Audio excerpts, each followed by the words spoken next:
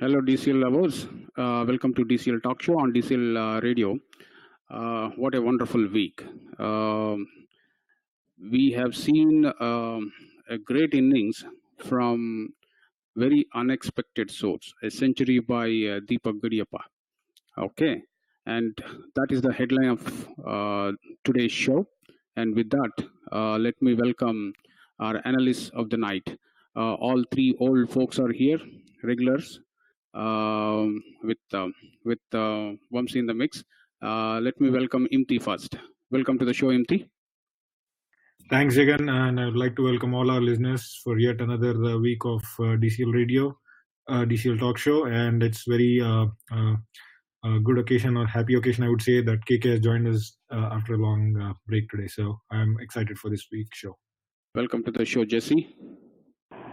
Yeah, thank you, Jagan, and welcome all the listeners all over the world, and happy Independence Day to all the Indian fans. And I think you rightly said it's a special week, and we have a century. And congratulations to Deepak, and I hope there are many more to come yet this season. Okay, welcome to the show, Vamsi.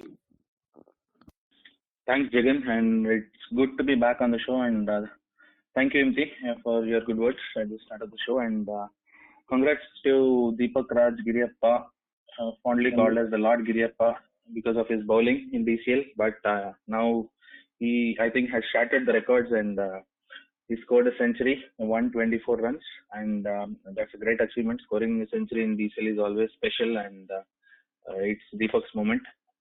And along with that, I also want to wish all the Indian fans out there happy Independence Day. And I think, Jagan, we can get into the show. Okay, yeah, as you guys said, happy Independence to all the listeners. Happy Independence Day to all the listeners. And today is Raksha Bandhan too. Happy Raksha Bandhan to everybody. And there is a sad news for Indian fans also. VB Chandrasekhar, who is known for very attacking cricketing game. He played just 7 ODIs for India, but in 90s in domestic circuit he had 100 plus strike rate. Okay, so that speaks about how great this batsman is, but unfortunately he could not live up to the same reputation in international cricket. So that's a sad news. He passed away this morning. Yesterday. Indian time in the evening, at the age of 57. Okay, and with that, we straight away jump into our tonight's show.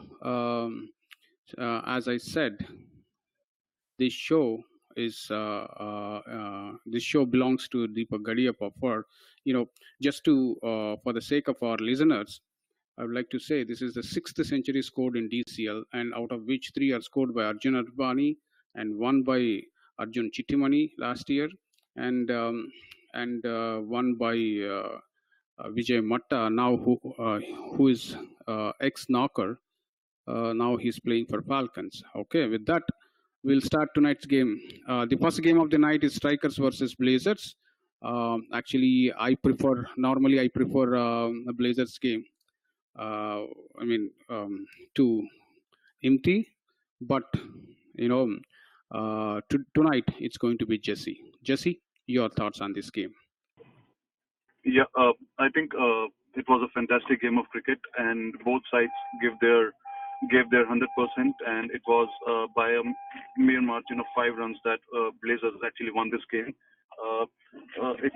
Strikers actually Blazers won the toss and elected to bat first. Imti had a good day with the coin, and the openers, both Sham and Canton, and actually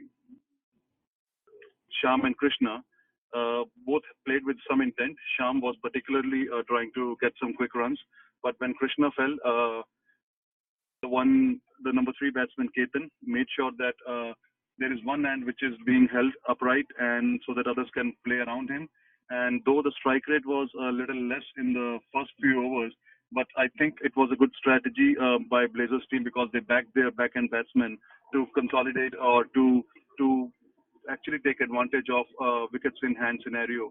And to credit to strikers bowlers, I think they bowled pretty well. They bowled in the channel. They didn't give extras a lot. At one point of time, I heard one of the Blazers batsmen saying after a wide, and he was chasing that wide, and someone said that it was a wide, don't chase it, and he replied that I even forgot that there are wides to be bowled.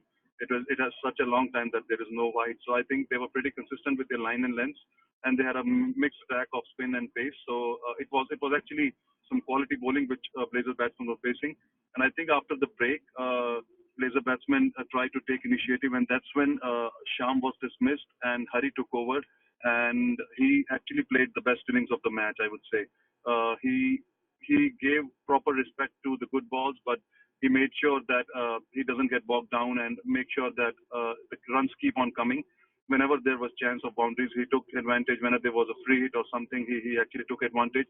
And in the 17th over, Canton was dismissed, and then I joined Hari and tried in quest of some quick runs.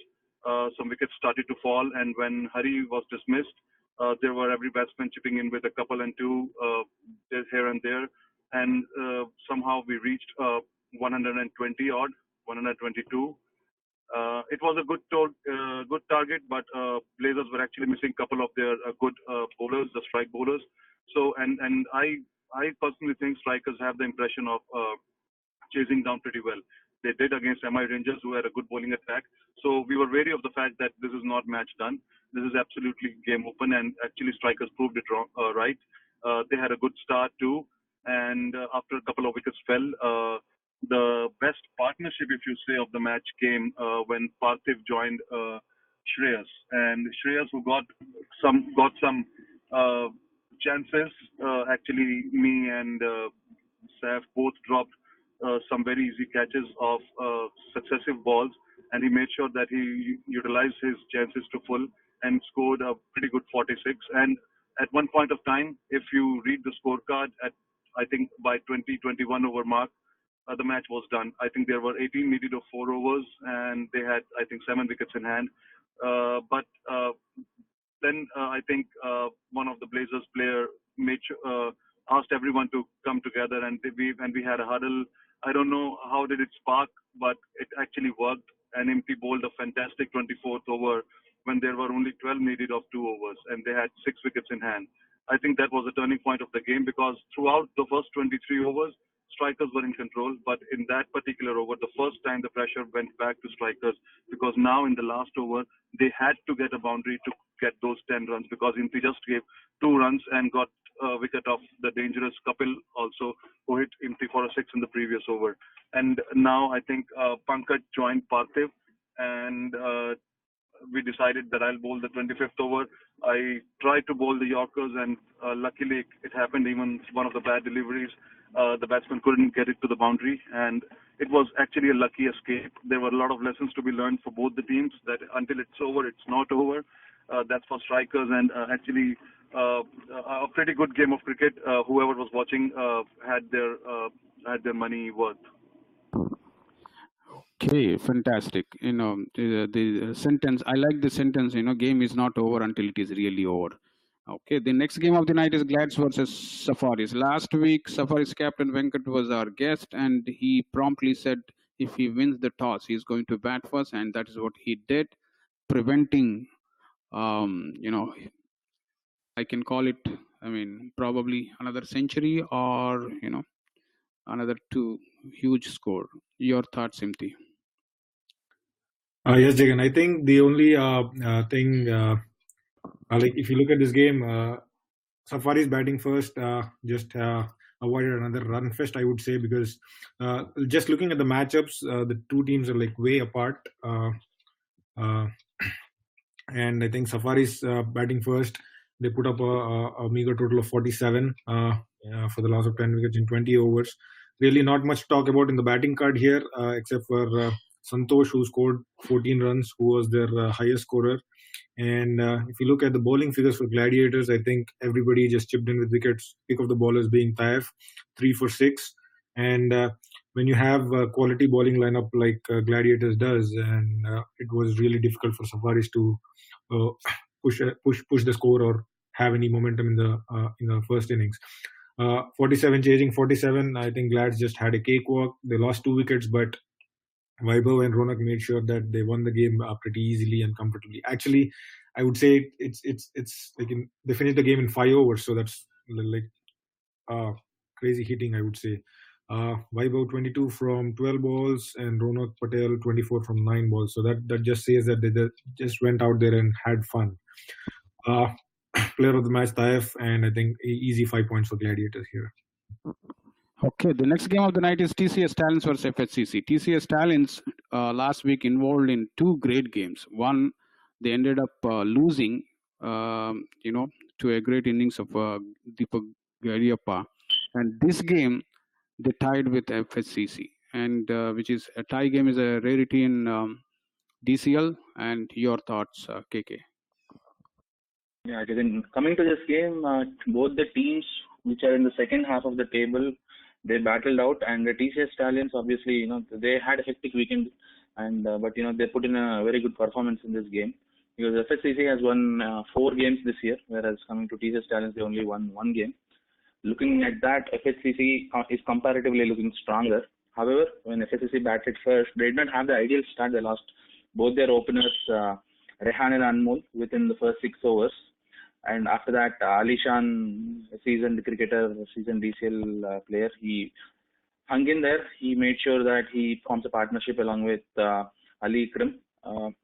And then they had a decent partnership again. There was a clutter of wickets in the middle, wherein they lost 3 wickets for 4 runs. But however, Ali Ikram, with the help of Syed Awais at the end, they put in a strong finish here, because I can say about 50 runs scored in the last 4 overs. That's a fantastic finish, and that gave them a very good total, 113. And we have seen that this year FHCC have been not able to defend their totals, even though every game they are scoring more than 100, but in certain cases they were not able to defend. But when it came to this game, I see TCS Stallions, Mega Sai is back in the mix, and he opened along with Krishna Chaitanya, and they had a decent start in the beginning because their second wicket fell at the score of 33. But again, as you saw in FSCC, similarly, there was a clutter of wickets here. A good partnership came between Vaibhav Tyagi and Aman Mahipath, who played very good innings. There are no boundaries scored, but he just shows the importance of singles and doubles here. 34 runs out of 37 balls with a strike rate of more than 90 with no boundaries. That's a fantastic innings for me. But their lower order failed miserably, because the scores of 6-1, 0-0 does not help. And when they are losing those wickets at the very end, you see that in the last 8 balls they required only about 3 runs. And you need only 3 runs with about 3 wickets in hand in 8 balls, and they went on to tie this game. So, but all in all, a good game of cricket. Both the teams, no team deserved to win in this case. No team deserved to lose. But at the end, cricket won this game. 1 point each. All the best for the rest of the games. Okay, 2 points each, not 1 point. And the next game of the night is, I would call this one as a shocker. Indus Bowls beating Raptors. Okay. See, we just finished 3 games, and we took 5 minutes for each game. So tonight we have close to 20 games. So let's do it a little quicker. That is a request. Okay. The next game of the night is Raptors versus Indus Bowls. Imti, your thoughts? Yes, Jagan, I think you rightly summed it up saying this is a shocker, and I think I would definitely term this as an upset of the week, because Raptors were definitely expected to win this game, and Indus Bowls just proved everybody wrong, I would say. I think if you just talk about this game, it's like there are few highlights that I wanted to mention. I think Bowls definitely won this game on the back of a beautiful bowling performance from Abhishek Sunkari, who was the pick of the bowlers for 5 for 18. And this game, Raptors won the toss. Bolts won the toss and they batted first, scoring 101 runs, which is like a decent score. And thanks to their batsmen Azim, Srinivas, Yashwant chipping in with runs in the scorecard and helping them reach that 100-run mark. And no way 100 was a threatening score, but Raptors just had to make a mess out of it, I guess. So Raptors, again, like they started off beautifully chasing that score. And at one stage, they were 71 for 3. and then they got all out for 87. That is like 7 wickets for the loss of 7 wickets for 16 runs. So that is absolute chaos when you're chasing and you're losing wickets in a heap. So Raptors just have themselves to blame for this, because they were cruising for victory and then suddenly they fall short of the chase. So again, like, I think beautiful bowling from Abhishek, and he has to really take this credit for this victory all by himself. So great win by Indus Bolts. I think it's a little too late in the game for them. I don't know if they can still make it to the playoffs, but Raptors definitely needs to pull up their socks for the next upcoming games before playoffs. Hope our friend Abhishek is listening to the show. And before I go to the next game, SSK versus Altair, and I think last week Jesse mentioned that. I just want to go back to the mega size topic. Last week, I think Jesse mentioned that he should be playing up in the order, either Jesse or MT. Looks like he listened to that, or he might have realized it. Okay, Jesse, your thoughts on SSK versus Altair? If you have any comments on mega size, also you can add. Yeah, I think first I'll talk about this game. Altair actually did well when they reached 88. I don't know. I don't remember their previous outings with the bat too much, but I think SSK is one team which has improved a lot. They have upset teams like Falcons, so their bowling is not that easy. And to score 88, I think they did a reasonable job. They played out their 25 overs too, and I think the credit has to go to their opener Manoj. He did not find any good partner until Linus Fernandez, but I think some useful contributions from Girish, who played 17 balls and scored 9. But after that, there was only Abhishek Paul who scored 15 and stuck with Manoj. They could achieve to 88, which was helped by 13 wides also by SSK, but I think 13 is a sort of extra count which you expect or you can take. I think if it is less than 10, I would say it's a pretty disciplined effort, but I think 13 is also okay.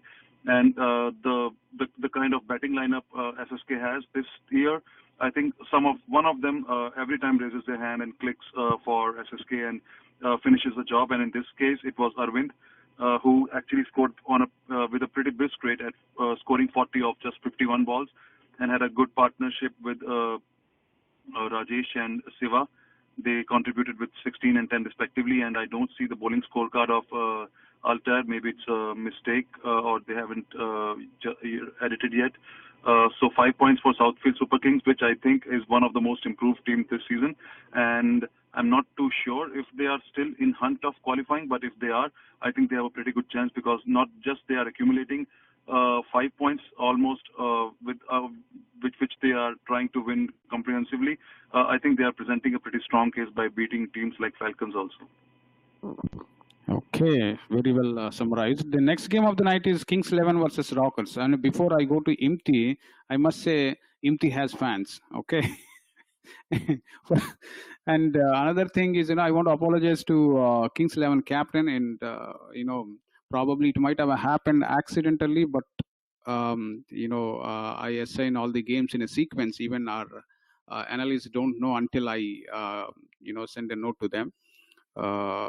Probably I take blame for that one. Okay, with that I'll go to Imti.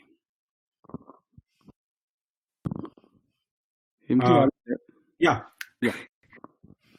I don't know if it's fans or anything, but I'm definitely pleased, and thanks to whoever that was. So thank you. If you go into this game for Kings 11 versus Rockers, I think it was a very close game, and I think it could have been either team's game. But this is a game of close margins, and eventually one team has to win, and Rockers was that team in this game. So the details of this game, I think this game was entirely for the number 9, 10, and 11 batsmen for both the teams. So Kings 11 batting first, they scored 75 runs. They lost all the 10 wickets without playing the 25 overs. They scored 75 runs, and I think thanks to their number 9, Nikhil Kumar, who scored 31 runs, not out, and he was well supported by Vijay, who scored 11 runs. And I think if you look at the fall of the wickets for Kings 11, they were 30 runs for 8 wickets, and from there they went on to score 75 runs. I think that is a fantastic comeback, I would say. 43 runs partnership for the 9th wicket, so that is a very commendable effort and should be applauded, because eventually it gave something for their bowlers to defend and make a game out of it. So great effort by Nikhil. And if you look at the bowling figures for Rockers, I think it was the usual suspects, like everybody chipping in with wickets here and there, but Nitin being the pick of the bowlers, 3 wickets for 9 runs. And Rockers, with the team that they have and the lineup that they have, 75 should have been a cakewalk for them. But then Kings 11, I think, applied themselves and made sure that they gave a tough fight to Rockers, and they had a decent start, but then eventually started losing wickets. And even like how Kings 11 had a fall of wickets in quick succession, Rockers also had the same. They were they slipped down from 23 for 1 to 46 for 8. So that is again 7 wickets for the loss of 23 runs. So it was the same on both sides. So it could have been a factor of the wicket not being playable or something like that. But that's just an assumption based on the scorecard. We don't know how good the bowling was or how bad the batting was at that point. So again, it had to come down to that 9th wicket partnership, and number 9 and 10 came to the rescue, and they helped the team chase that 75 runs. So a point to notice here was their number 8, 9, and 10 played about 85 balls between them and made sure that they did not lose any more wickets and cross that line. So I think Pana played 40 balls, Balaji 21, Prashant 20 balls. Like, batsmen coming so low down the order, they just made sure that they did not lose the last 2 wickets and accumulated the runs required to chase down. So I think Rockers got lucky in getting this victory, but I think it was a very, very close game and a very good game from Kings 11 also. Okay. Our next game of the night is Falcons versus Mustangs. Your thoughts, Jesse? Yeah, I think it was a one-sided affair. And the Falcons, though I think they have made it a little too late if you consider playoff contention, but I think they are a team who should qualify, and by any means, if they can qualify, it will only make the playoff setup interesting. So coming to this game in particular, Mustangs, actually, there's nothing to talk about in the batting. The highest scorer is Tanmay with 7. And that shows how well Falcons actually bowled, and they wrapped up the Mustangs batting lineup on 36 with Sandeep starting and bowling with pace, giving just 9 runs in his 5 overs. Venkat chipping with 2 wickets, and then Ajit 4 wickets. That's the performance for Falcons from the bowling point of view. And when it came to batting, they did not even have to break sweat. They just chase this target for the loss of their captain Hari, and I think Shashank and Ravi Teja, who is a latest addition in Falcons, I think that has made the team stronger. I think if he would have been playing for Falcons from the starting, maybe things would have been a little different. But I think it's never late than it's better late than never. So I think Falcons in particular should stick with at least one positive guy in their opening. I think they chopped and changed way too much for my liking. If I analyze their scorecards in the recent past, I think Shashank or Ravi, I think both of these are pretty good choices. Even if they're batting first or batting second, whoever they're playing, I think they are their best bets. They play the ball on the merit, and Shashank had a pretty good outing, scoring 22, hitting a 6 also, and I think a pretty deserved victory for Falcons.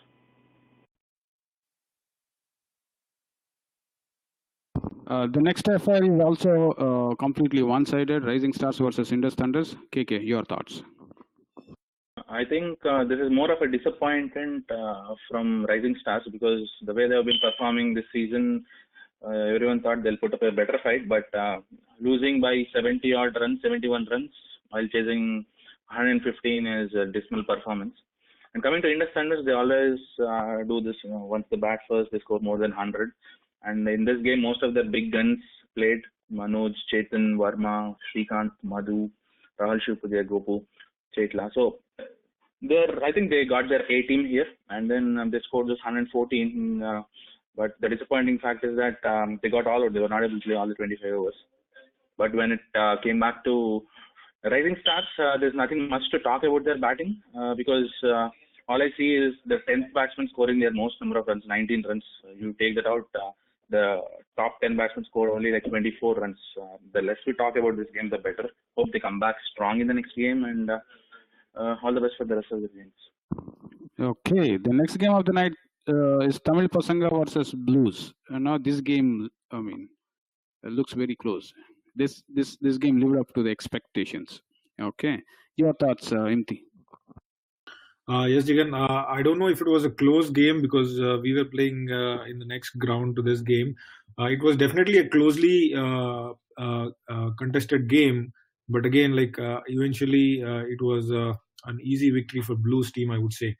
Tamil Pasange batted first, scored 73 runs, and they got all out in 21 overs, and they did not play the entire over. They could have scored another 15-20 runs, I believe.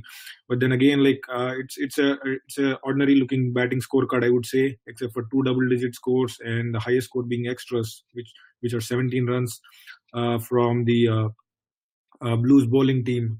The final total ended up at 73. And if you look at the bowling for Blues, I think pick of the bowler Saptagirish with 4 wickets for 12 runs, and he just broke the backbone of the batting scorecard for Tamil Pasange, and then Tamil Pasange never recovered from that stage. Going into the chase, 75 runs. I think they definitely started off very cautiously and lost a couple of quick wickets in the second over. But then after that, I think Akhilesh and Chanakya, they kind of steadied the ship and built a partnership and made sure that they did not lose more wickets in the next few overs. And I think they did that very well. Put up a partnership of close to 34 runs. And once that partnership built, I think Tamil Pasange kind of lost their momentum, and they might have given up there. And after that, even though they lost a couple of more wickets, but I think it was just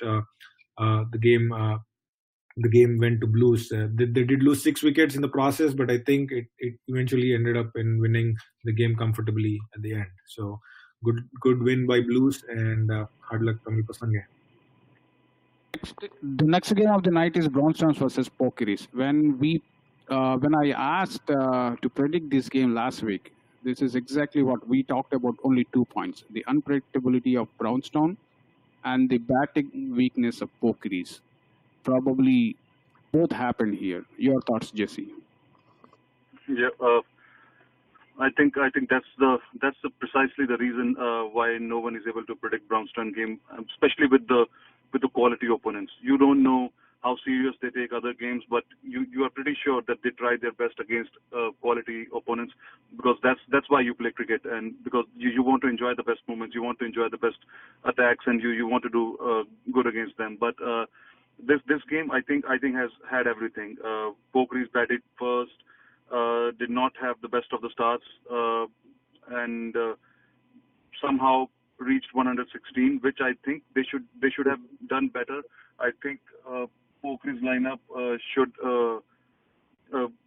but I think I see they were missing Prasanna and a couple other guys, but still I think 140 should be the benchmark for Pokeries team, and when they don't do that, they would find themselves in situation which actually happened in this game also.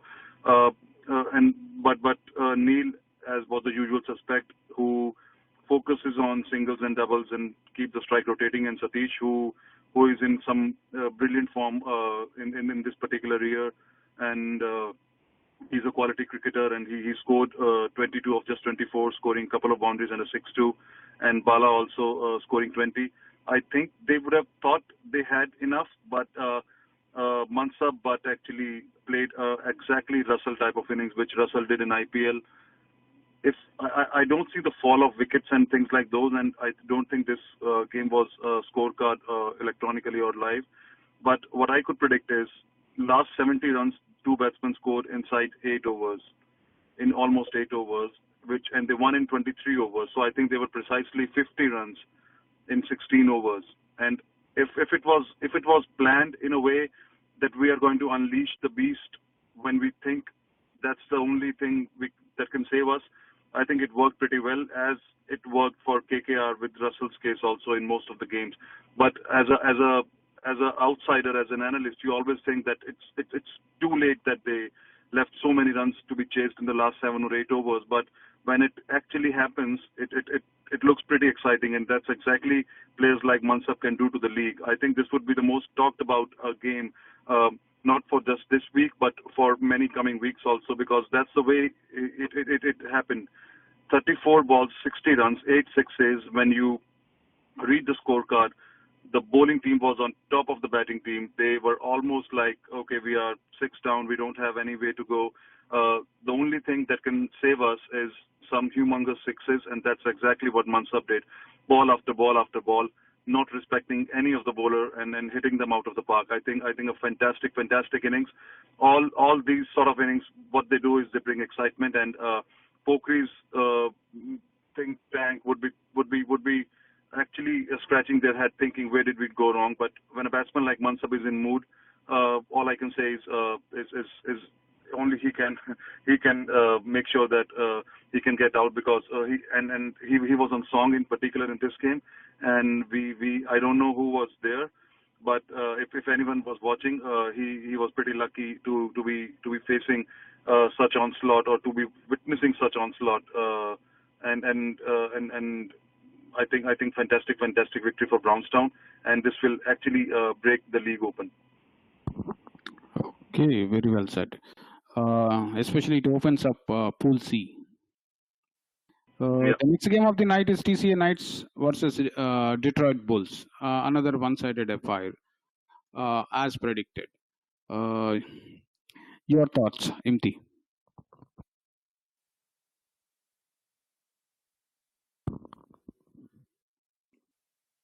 Hi, sorry, I was on mute. This game, I think, yeah, like you said, rightly said, it's a one-sided game. Detroit Bulls, I think, is kind of peaking again in the right moment before playoffs. Detroit Bulls batting first scored 117 for the loss of 9 wickets. They played the entire 25 overs, and the mainstays of the batting, I think it was a equally contributed batting lineup. If you look at the scorecard, Sujit, Gino, Soju, Abraham, Rohit Khare, all these are like familiar names that we see and who are the usual contributors for Detroit Bulls. They held the innings together and built little partnerships. But again, like the biggest chunk of runs coming from the opponent extras, 33 extras coming from TCA Knights, which is like totally indisciplined. I would say 30 extras is not acceptable, I would say. That helped them get to the total of 117. And if you look at the bowling figures for TCA Knights, they just used 5 bowlers, and like pretty much everybody were around 4 runs to 5 runs per over mark, and wickets also being shaved by the bowlers. After scoring 117, I think Detroit Bulls definitely would have fancied their chances, because they do have some good bowling unit, and rightly so, they just got the opponents all out for 52 in 20 overs. If you look at the chase, not much contribution from the top 4.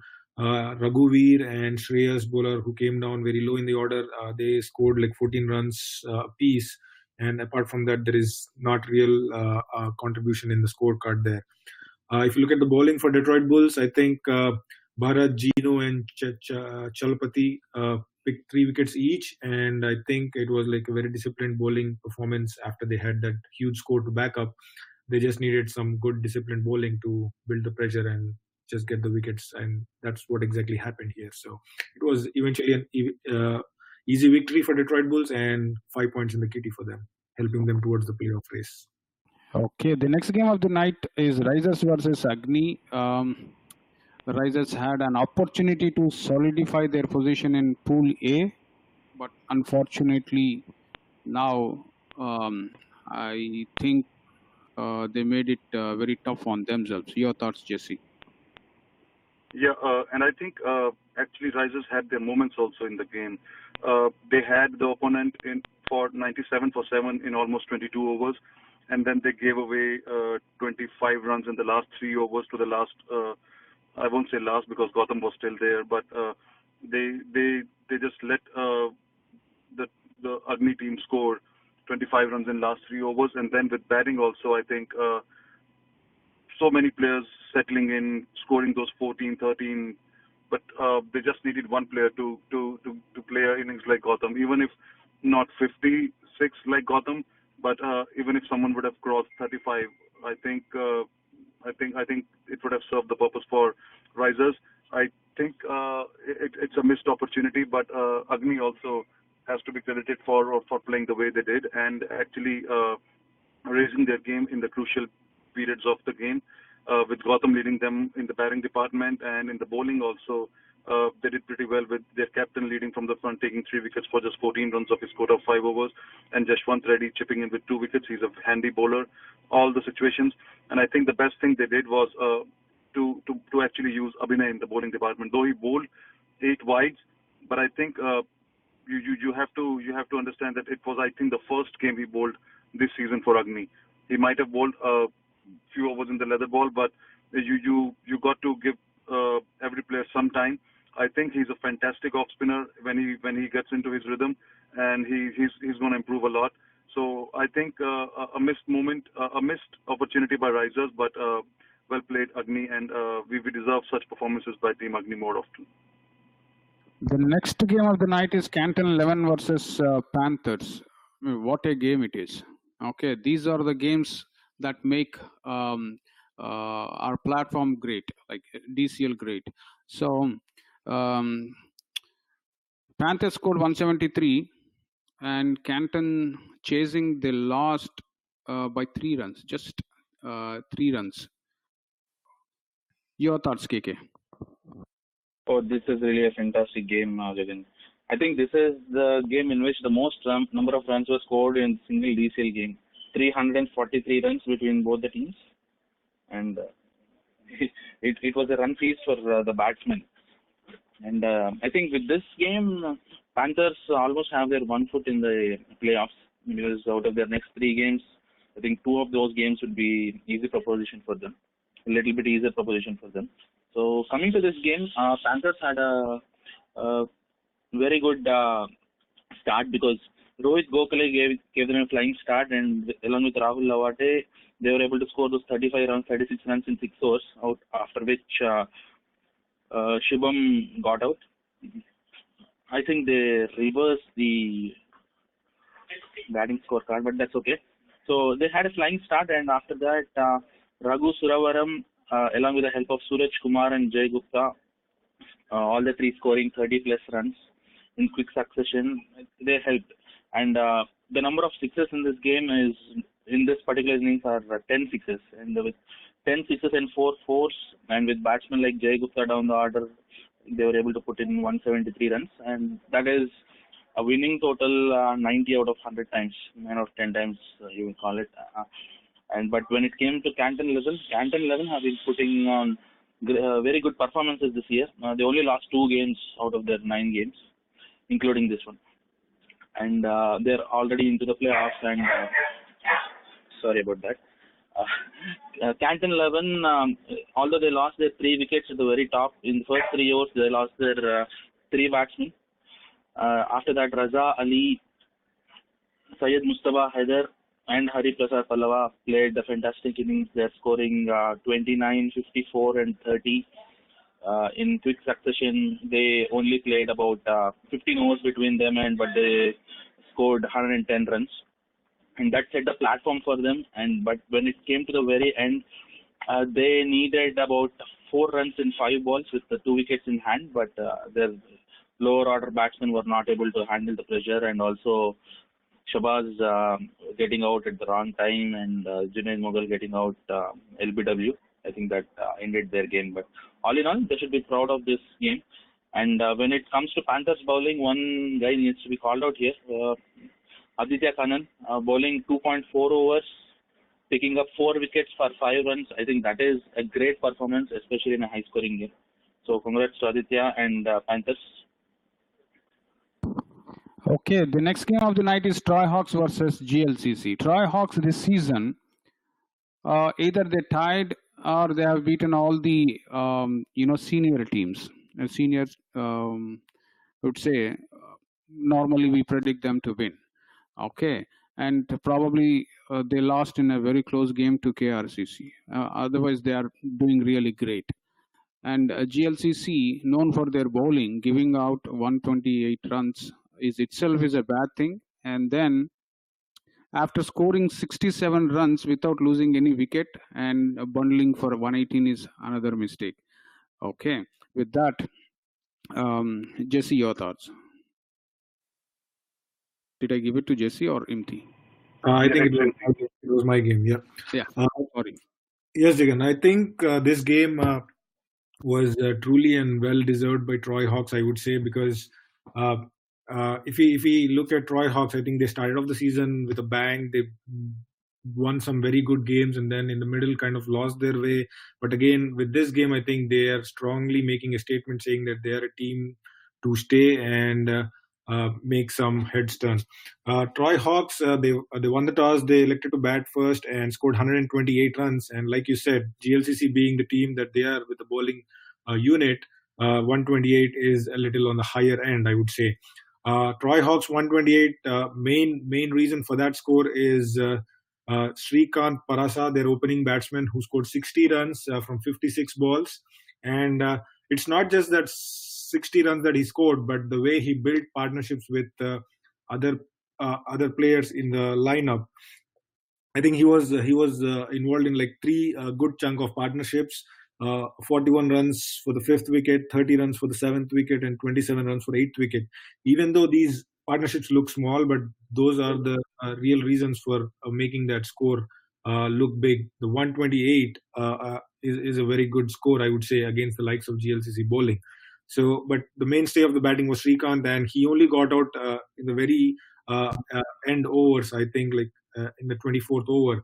So that speaks a lot about the batsman, where he just stayed one end and contributed and made the scoreboard tick. So that's a very good innings, I would say, from Srikanth. And GLCC bowling, again, like the usual people involved in getting the wickets. Samish picking up 3 wickets, Pradeep, Satish, and Ashraf picking up 2 wickets each. They did get the wickets, but I think the itsy bitsy partnerships and the small partnership that they really did not realize probably, but it ended up in that huge score of 128 runs. Going into bat, GLCC again, like with the lineup that they have, they would have definitely had their hopes high that they would chase down the score, and they actually got very close, and they ended up at 118 for 8 in 25 overs, just missing the target by a mere 10 runs. Again, if you look at this, like Jagan mentioned in the introduction, I think GLCC at one stage was just cruising along. They were 62 for no loss at the end of 12.5 overs. And then they lost their first wicket at the brink of the 13th over at 62. And from there, they slipped down to 85 for 7. So that is like, 23 runs for the loss of 7 wickets. And that's a proper collapse, I would say. And again, you have a good batting lineup. You see the likes of Raj, Sudhir Kumar Paka, Naseem, Ashraf in the lineup. And yet, the heap of wickets really did not help their cause. And again, Samish Kilam, in the end, coming down and trying to hold up one end. He batted for 21 balls, scored 16 runs, but then probably didn't have the firepower in the end to cross the line and miss the target by 10 runs. If you look at the bowling, again, from Troy Hawks, I think commendable effort to restrict GLCC and win the game with so close margin. Pick up the bowlers, Chaitanya, 3 wickets for 20 runs, but well supported by other bowlers. And I think this win will really pull the confidence of Troy Hawks very high and make them very good team in the playoffs. Okay, the next game of the night is KRCC versus Stingers. It's another one-sided affair. Your thoughts, Jesse?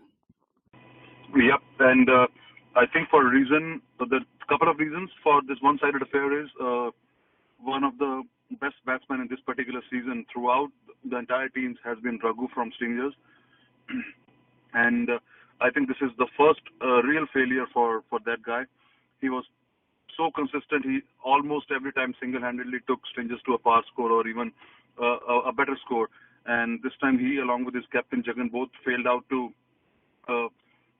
contribute, and KRCC were right on top of the other players, rightly so, and they bundled out Stingers for just 55, with Parag and Satish both claiming 3 wickets, and Ronak Patel just giving 5 runs off his 5 overs. Again, a consistent performance by KRCC bowling lineup. And in the batting department, the beast was mode was on for Maulik Patel. He was sent as an opener, and he just made sure that the target is achieved in the most easiest way. And they just took 6.5 overs to make those 50 odd runs, and out of which 44 Maulik scored of just 29, hitting 6 sixes. So yes, it was a one-sided affair, but I think Singers have to look away from or look beyond Raghu also, because they need some performers if they reach playoffs. Even if they don't, I think for a team to excel, you need more than 2 or 3 performers, not just one. Okay, the next game, before I go to our next game, KRCC is one of the games that's one of the teams that's unbeaten with Gladiators as now, after the loss of Legends last week to FCC. Okay, the next game of the night is MI Rangers versus Dark Horses. KK, your thoughts?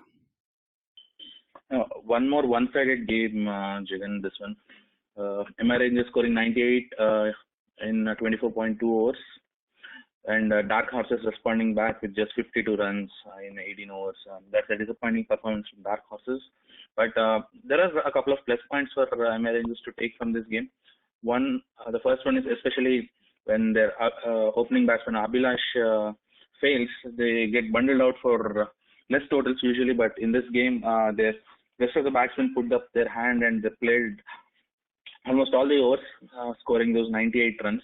Fanindra, Madhu, Kiran, Masana in particular holding one end, playing 51 balls and scoring 28 runs. And in the midway, Aditya, Nalan and Sharan giving them some firepower, scoring over 26 in 5 overs. And their lower order, not much contribution from their lower order, although it was at the very end of the innings.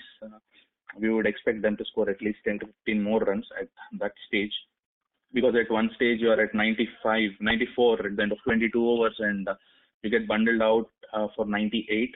So that is one area where they need to improve. Coming to Dark Horses bowling, Srinivas had a good one, picking up 3 wickets for 13 runs, and Sahil was their pick-out bowler, 5 wickets for 15 runs in 5 overs.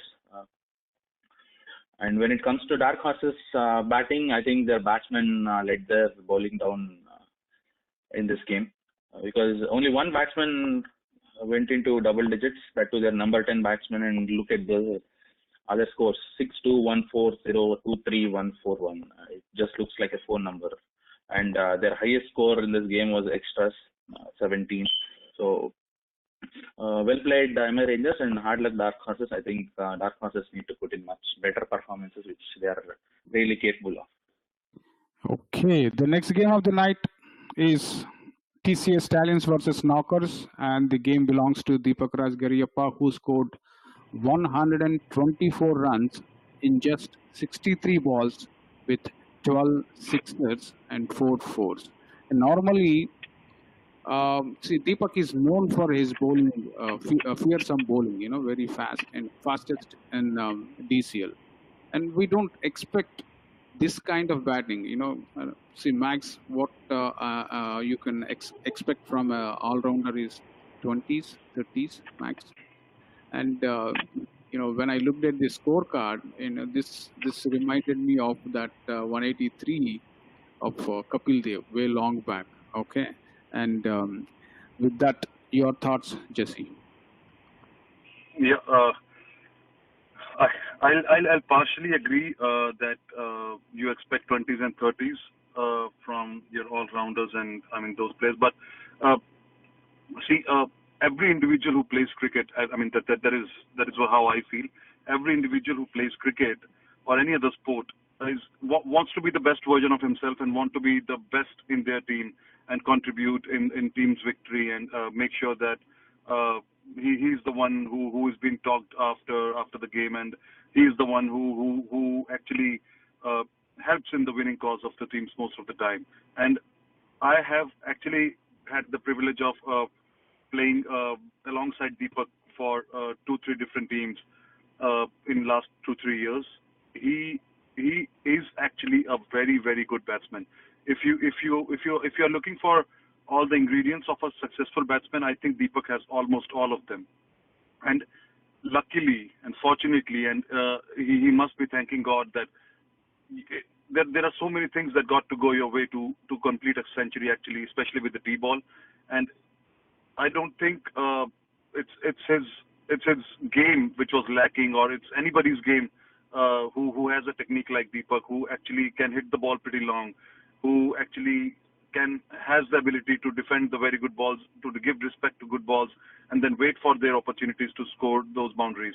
It's just that most of the times you see century scored, there has to be a catch dropped, or maybe more than one, and the fielders are just down, and you need to seize the moment when you see the fielders are down, when the team is down, when the bowlers are down, and you need to score quickly at those particular moments. And I think Deepak did a fantastic job. Congratulations. I think this would give a lot of hope to so many other batsmen who doesn't get opportunities most of the times.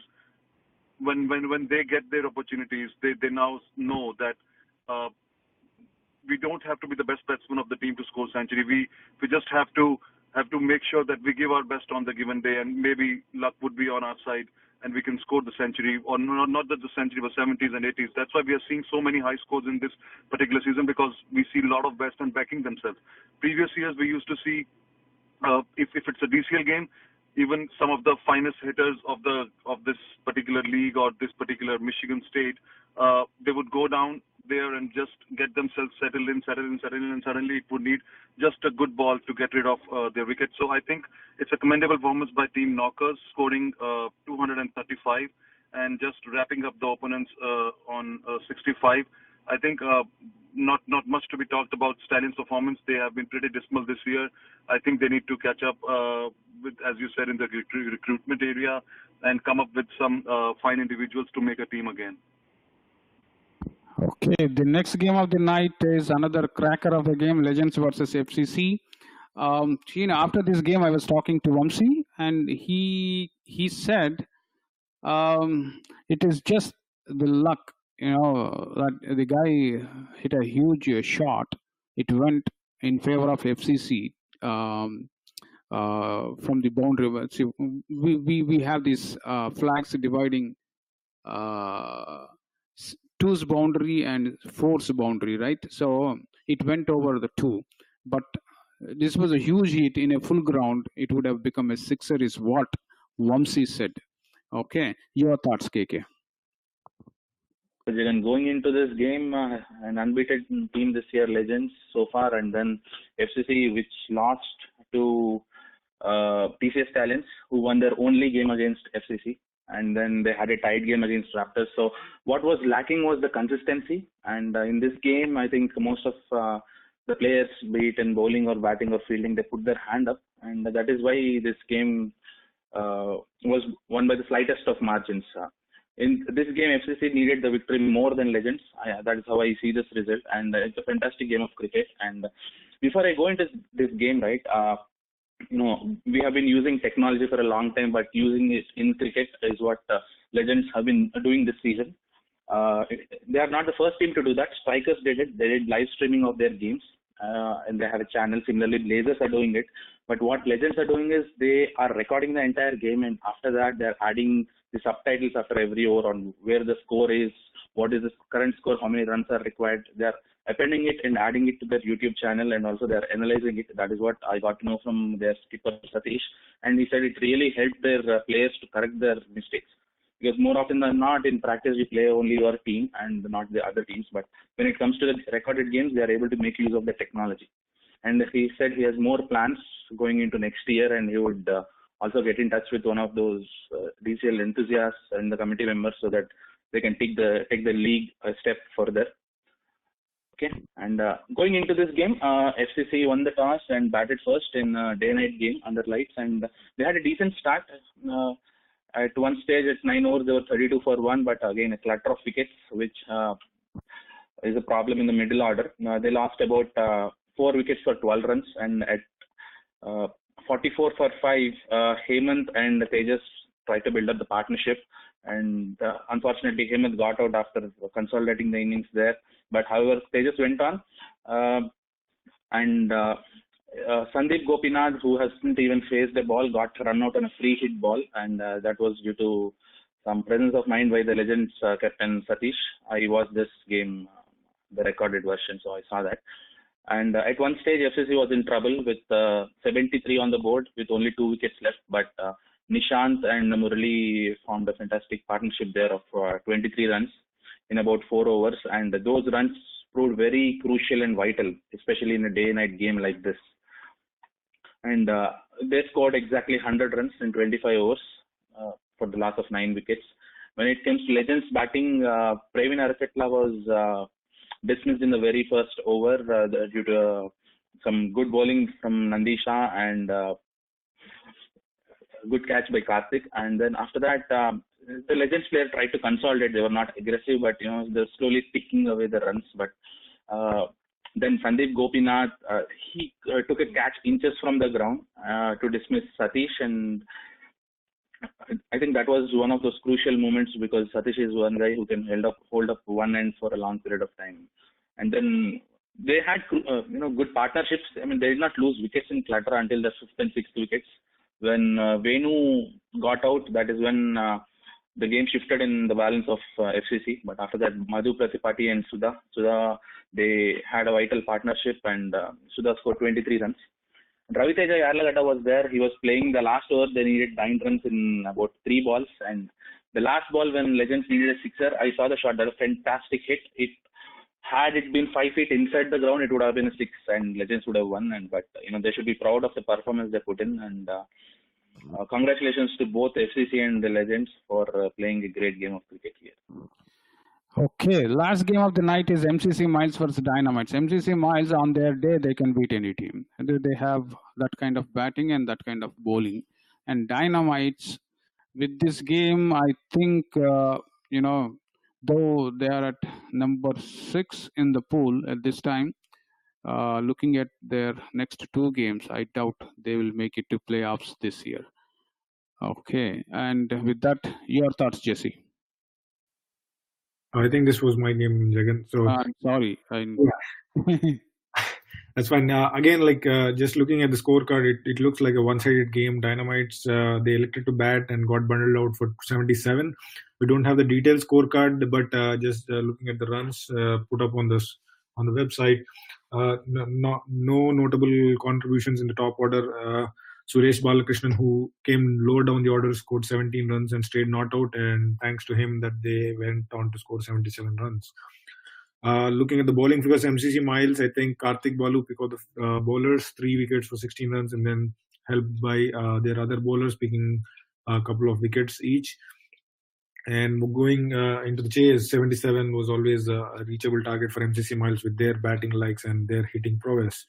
So it was an easy win, I would say. They chased down the total with the loss of 4 wickets in the 16th over, and it looked completely dominated by MCC Miles in this game. So I think with this, like you said, Dynamites might be out of the race for playoffs, and MCC Miles also, even though they won this game, I think have a very, very difficult chance, an outside chance of making playoffs. See, going by strengths, Dynamites don't have, but it's cricket. Anything can happen. Next 2 games are very tough games, very tough opponents.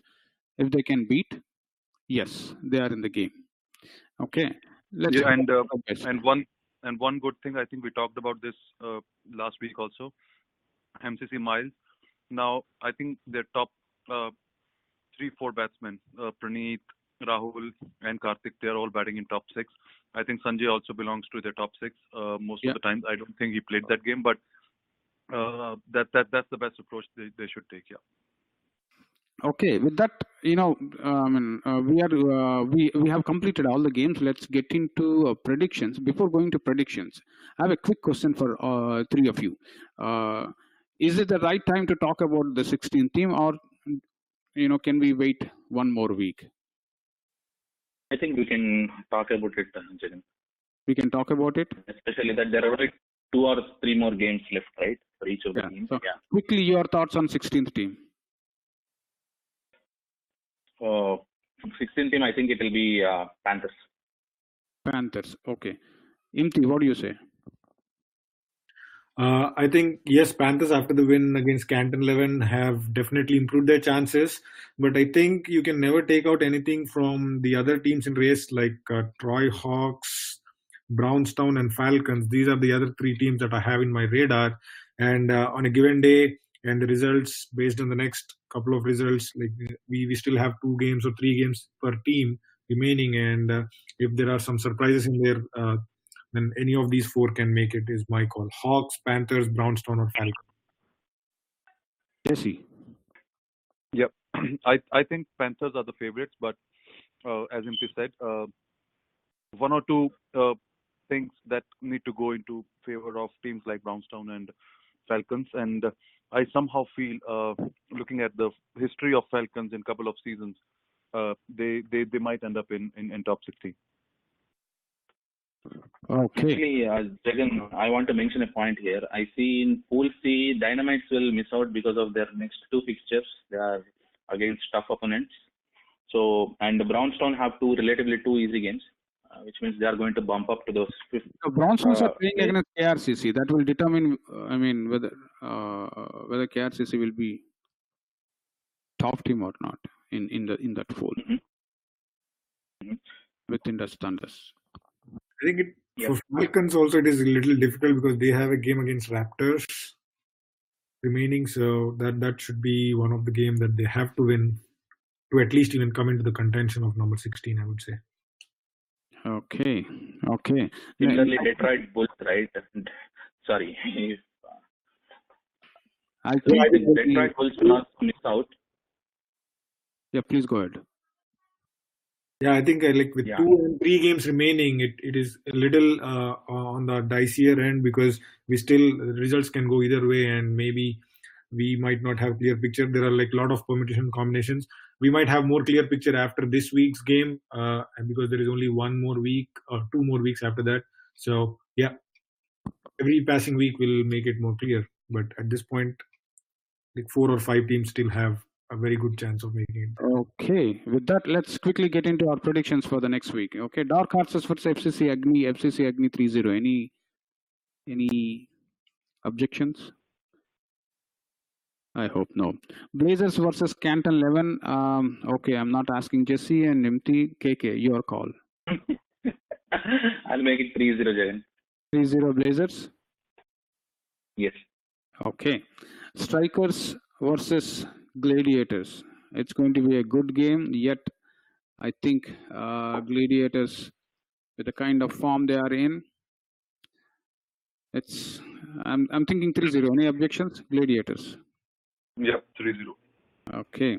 The next game is Raptors versus Knockers. It's going to be a cracker of the game after, especially Raptors are, I'm sure they are mad at themselves after the loss to Indus Bowls. So they may come very strong, and at the same time, Knockers are looking very positive with Deepak's century. Imti, what do you say? I think it will be a cracker of a game and showcase game of the week for sure. And considering the last week's results, I think Raptors were definitely down under, but you can never take them lightly. With that being said, I think Knockers are on a good confidence level, and I think Knockers are pretty much balanced in their team composition. So I think it will be Knockers. Knockers will win this one. Yeah. Okay, Jesse. I think Raptors will win this one. They'll bounce back, and I particularly think the only man they need to chase down in Knockers lineup.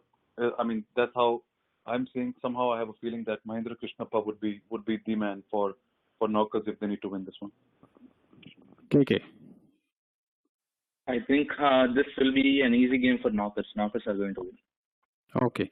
The next game is FCC versus Indus Bulls. I'm not asking KK here, but I'm thinking 2-0 FCC. Any objections? No, FCC. Okay, I hope. Altair versus Falcons. Again, Falcons 3-0. The next game of the night is Southfield Super Kings versus Kings 11. It is going to be another cracker of the game. Okay. Imti. I think it will be an evenly matched game, but I think I will favor SSK over Kings. SSK for me. Okay, Jesse. Jesse thinking? I think we lost Jesse here. Oh yeah. I'll go with SSK. Sorry. SSK? Okay. KK. I'll go with Kings 11. I like these boys, their energy, their enthu in the ground, and I think they'll put up a very good fight in this. Somehow I feel like Kings 11 is going to win this game, but let's see what happens next week. Okay. I think they are going to win it and dedicate it to one of our analysts. I hope so. Mustangs versus Legends, 3-0 Legends. I hope no objections. Okay. The next game is Dynamites versus Indus Thunders, and Indus Thunders 3-0. Any objections? No. Okay. Pokeries versus MCC Miles. Pokeries 3-0. Any objections? Yeah. I'll go with Pokeries, but I think this would be a very closely contested game. Okay. Risers versus Marcos. Risers versus Marcos. I'm thinking Marcos here. Jesse. No, I'll pick Risers. Risers. Okay. Imti. I will go with Marcos. KK. I'll pick Risers. Okay. Somehow I feel like Marcos are going to win this game. Okay. And the next game is Panthers versus Semi Rangers. Wow, what a game. And crucial for both the teams. Jesse. Yeah. I think MI Rangers will win this one. Imti. Yes, again, closely contested game, and this game may decide who among these two will make it to the playoffs, and that is at stake for this game. But eventually, I think MI Rangers has a slight edge over Panthers. Okay. There is one man standing between MI Rangers and the playoff spot, Rohit Gokhale. As long as they get Rohit, I think MI Rangers will win this. Okay, they have 3 more. Panthers have 3 more very good hitters. Okay, and somehow I feel like Panthers are going to win this game. And the next game is, playing for the pride. Rising Stars versus Lions. Jesse. Rising Stars. Imti. I'll go with Lions. KK. I'll go with Rising Stars. Okay. The next game is Blues versus Brownstown, and again, Brownstown are very unpredictable. If they win, they have very good chances to make it to playoffs. Otherwise, this game will determine their fate. If they lose, that's it. They are done. Jesse, what do you say?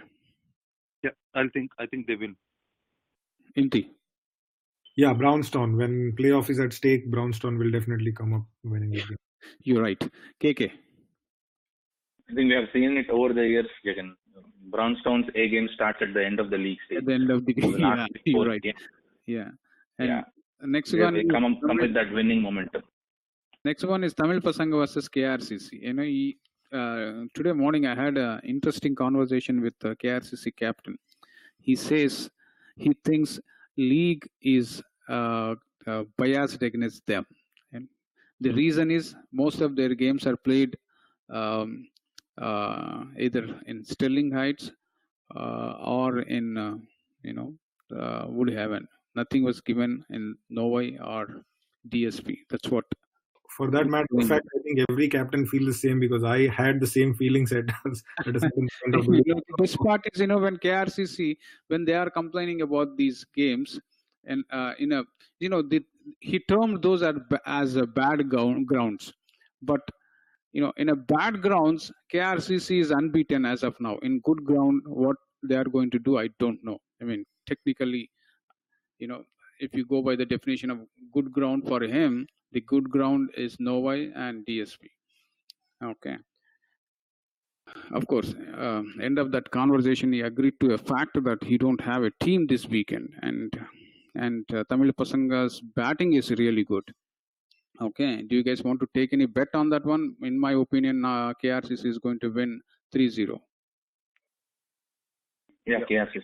Okay, with that, we have concluded all three games, and we will conclude tonight's show with the last words from all the analysts. I'll start with Jesse. Yeah, another exciting weekend coming. Playoff games, playoff spots getting tighter, and I think it's race for playoffs now, especially for the 16th team. And I wish all the best to every team, and see you next week. Yeah, this is the time. Some teams, they play for the pride. Some teams, they play for that, spot for the numbers 1 to 16. And some teams, they do experiment because they are already made it to the playoffs. Imti. Yes, Jagan, I think rightly said. So I would like to wish all the teams good luck for this week's game, and we do have some exciting matchups, some good teams contesting against each other, and with the league stages coming to an end and the playoffs race really getting interesting, 8 to 9 teams have already kind of booked their spots in the playoffs, and it's again the number 11 to 16 is still the results over the next few weeks will decide that. So it really is getting interesting, and I think, like you said, some teams will be experimenting, some teams will be really trying to pick up the momentum just before the playoffs and stuff like that. So it's really an interesting phase of the league, and I wish all the teams all the best, and may the best teams win. So before I go to KK and Authentica, a new restaurant in Canton, they said they'll give free buffet to every man of the match of knockout games. Every man of the match of the knockout games. That means playoffs, whoever is man of the match, they'll get free buffet at Authentica Canton. And for the finals, MVP can come with family of max is 4. It's going to be free for all 4. Okay. KK. Yeah, thank you, Jagan, for having me on the show, and it was very nice to join the team and in this week's show. Imti and Jesse, I enjoyed tonight's show, and I'll try to join more shows going forward. And thank you to all the listeners. You have been every week you have been listening to the talk show and giving your inputs, messaging one of the analysts or Jagan, and conveying your thoughts. Hope we are doing a good job here, and once again, wish all the Indian fans out there a happy Independence Day, and good night. Oh, with that, we will conclude tonight's show. Keep listening DCL Talk Show on DCL Radio. Good night to all. Thank you.